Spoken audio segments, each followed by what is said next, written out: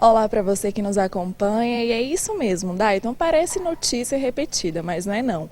Outra categoria está com suas atividades paralisadas hoje. Dessa vez, são servidores federais aqui do Instituto Federal de Goiás, Campos Jataí. E para a gente entender um pouco mais sobre as reivindicações dele, a gente vai conversar com o professor Aníbal Tamuri, que é coordenador do Sindicato Nacional dos Servidores Federais. Professor, explica para a gente o porquê dessa paralisação. Bom dia, Natália. Nós estamos parando principalmente porque não está tendo diálogo em tudo que se é encaminhado do governo federal para o Congresso. E agora vai ser encaminhado, já está no Congresso, a PEC 241. O que significa essa PEC 241? Eles estão chamando de nova organização financeira, algo do tipo, porém será o congelamento dos salários de todos os servidores da esfera federal, estadual e municipal. Será praticamente, e aí a gente chama essa PEC, a PEC do desmonte dos serviços públicos. Então, por conta disso está sendo organizada uma greve geral para esse país, e os dias 22 e 29 são dias de manifestações contra essa série de ataques à CLT, a projetos de terceirizações para atividade fim do trabalhador, a precarização do trabalho, e na área da educação essa PEC 241 e a PL 257 que está no Congresso. Essa paralisação hoje, não tem nenhum tipo de atividade aqui no IFG, e dia 29 vai ter um aulão na Praça Tenente Gilmar Menezes. Qual o intuito dessa proposta lá na praça? Está conjugada com a atividade nacional de paralisações no país. E dia 29 nós vamos fazer uma aula pública e convidamos toda a população que queira entender um pouco sobre esses projetos que estão sendo encaminhados para o Congresso, esse Congresso extremamente elitista que está aprovando coisas que são muito ruins para a melhora da crise, não é nem para a solução da crise, e que a classe trabalhadora é que está pagando o pato. Então a gente vai fazer lá uma aula contra a lei da mordaça, que é essa que estão chamando de escola sem partido, na verdade é um cerceamento ao ensino do professor em sala de aula, dando diferentes visões sobre as coisas ocorridas e interpretações do país. Então a gente vai fazer dia 29 na Praça Gilmar Menezes essa atividade. Professor, hoje é chamado de estado de greve, mas é possível que haja mesmo uma greve? Sim, nosso estado de greve foi aprovado, significa que a qualquer momento o Instituto Federal de Jataí pode entrar em greve, e a construção da greve é para uma greve geral, não uma greve só da educação, é uma greve onde vai toda a classe trabalhadora desse país dizer que é contrária às coisas que estão sendo encaminhadas por esse governo que a gente chama de golpista. Tá certo, a gente agradece então aqui sua participação, e muita gente também é contrário a essa greve que está acontecendo aqui no IFG, por isso a gente vai saber a opinião dos alunos que estão aqui. O que é que você acha dessa paralisação e das reivindicações?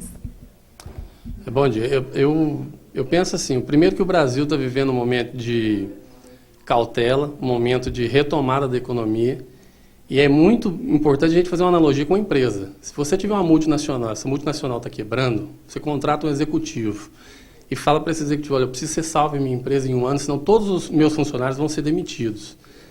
Daí, a primeira coisa que esse funcionário faz é te perguntar, eu tenho total liberdade para fazer o que eu quiser? Tem. O que ele vai fazer? Ele vai fechar todas as torneiras, todos os vazamentos de uma só vez, mesmo que às vezes ele feche a torneira do bebedouro dos funcionários. É mais fácil, então, ele atender uma reivindicação desses funcionários, abrindo a torneira do bebedouro, do que ele discutir cada medida isoladamente. Não há tempo num governo provisório como esse para ele discutir cada decisão isoladamente. O Brasil precisa de decisões imediatas. E no que se refere às decisões tomadas pelo sindicato, pelo Sinasef, aqui na instituição, a gente percebe que houve uma minoria da participação do corpo docente. Aqui na instituição nós temos 85 professores efetivos. Não havia participação de nem 5 professores. O que havia era uma minoria de funcionários técnico-administrativos, não chegou nem a 30. E eles tomaram uma decisão, votando inclusive esse estado de greve, que me parecia, os demais funcionários não estavam nem cientes de que isso seria votado.